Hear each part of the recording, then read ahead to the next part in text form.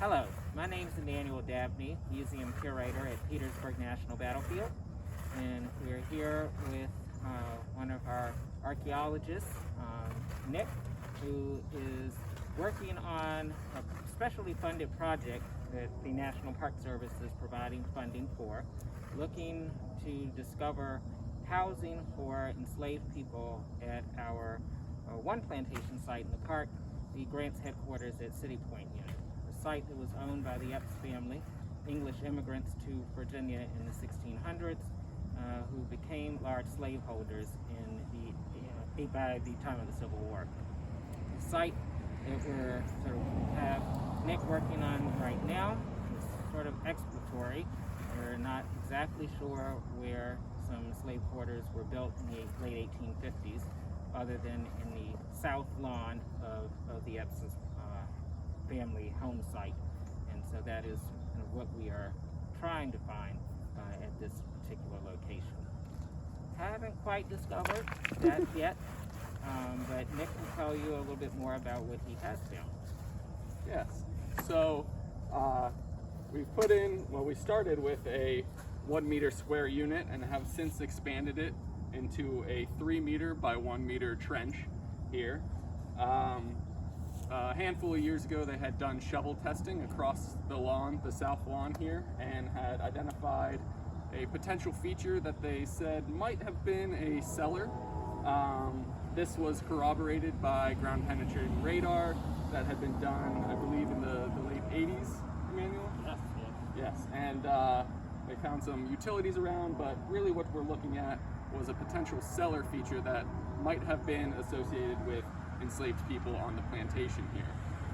So we excavated one, found that it was kind of sinking down and expanded, and haven't exactly identified what we're looking at yet, but I definitely found some sort of archaeological feature that was likely cultural in origin. And you can see in the wall there, it dips down.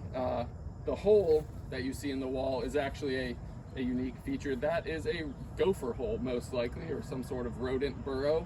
So you can see that even archaeologically, we can be disturbed upon these sites by animals that kind of confuse the archaeological record. They can bring things down into our units that are from higher levels, more recent. So we've got to note those things in order to properly associate those sites. Pardon me. So I'll kind of get down and show y'all what we're looking at here. So this here is the gopher hole, and then we have coming down this basin shape, and I can pull back if you'll forgive the muck. It gets pretty wet down here because we're at the point of a ravine.